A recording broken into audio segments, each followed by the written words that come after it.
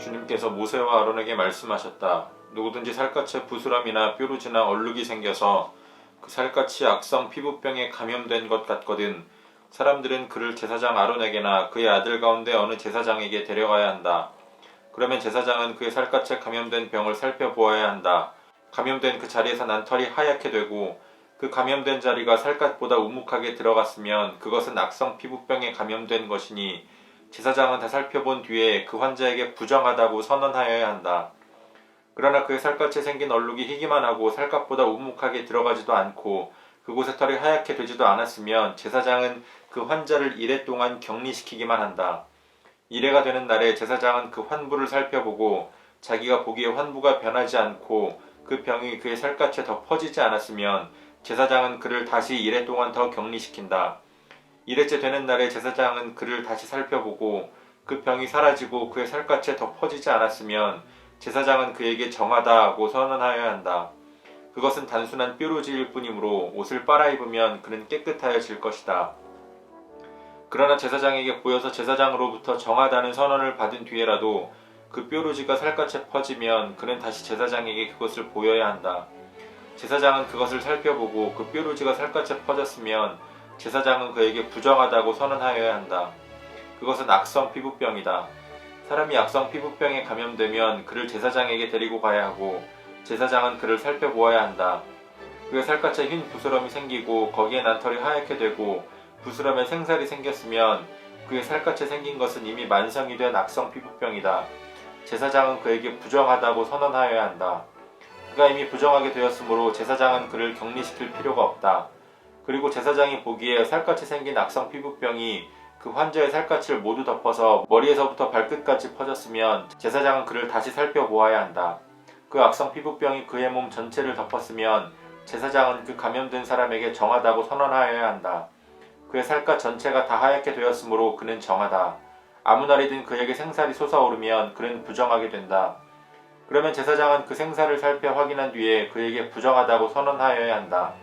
생살은 부정하다. 그것은 악성 피부병이기 때문이다. 그러나 그 생살이 다시 변하여 하얗게 되면 그는 제사장에게 가야 한다.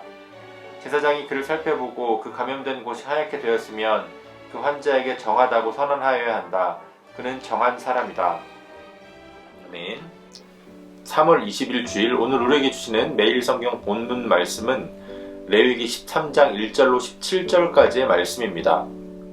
하나님은 레위기 13장과 14장에서 모세와 아론에게 악성 피부병에 대한 말씀을 주고 계십니다. 개역 개정 성경에서는 이 악성 피부병을 나병이라고 기록하고 있고 또 그 이전 예전 성경에서는 이것을 문둥병이라고 부르고 있습니다. 요즘 우리가 사용하는 표현으로는 한센병이라고 하는 것인데요. 그런데 이 성경에 기록된 히브리어의 원어를 살펴보면 이 우리가 오늘 악성 피부병이라고 번역된 이 단어의 원어는 짜라하트라고 하는 단어입니다. 이 짜라하트라고 하는 이 원어의 의미는 단순히 한센병을 의미한다라고 보기는 어렵습니다. 왜냐하면 하나님은 이 짜라하트라는 단어를 옷이나 집에 생긴 곰팡이를 말씀하실 때에도 사용하셨기 때문입니다. 그러므로 이 단어는 이 악성 피부병이라고 하는 것은 전염성을 띠는 바이러스로 인한 악성 피부병이라고 오늘 새번역 성경은 그렇게 번역을 하고 있는 겁니다. 오늘 본문 말씀은 이 짜라하트, 이 악성 피부병을 어떻게 진단할 것인가 하는 부분을 다루고 있습니다.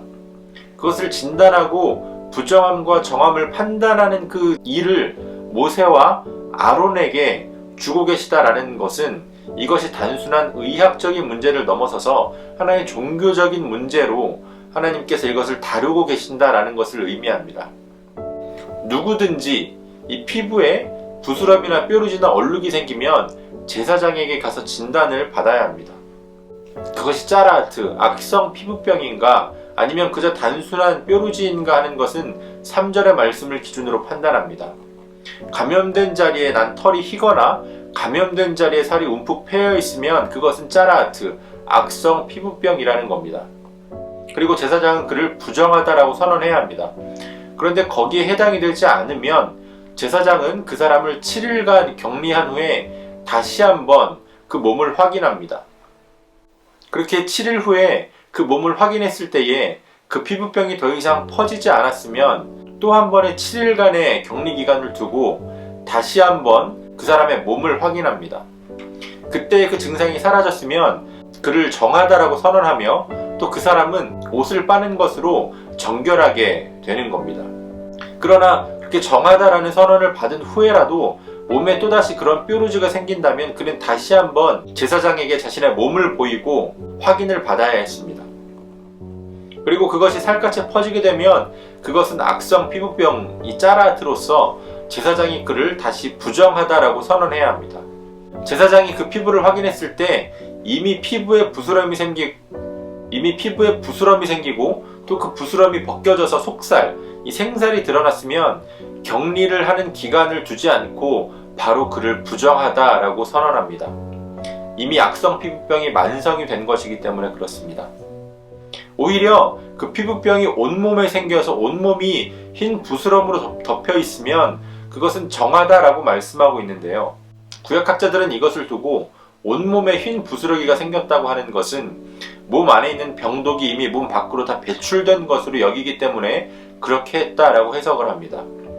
그러나 그렇게 온몸에 흰 부스러기가 덮였다고 하더라도 그것이 벗겨지고 또 생살이 드러나면 그는 부정하다라고 선언됩니다.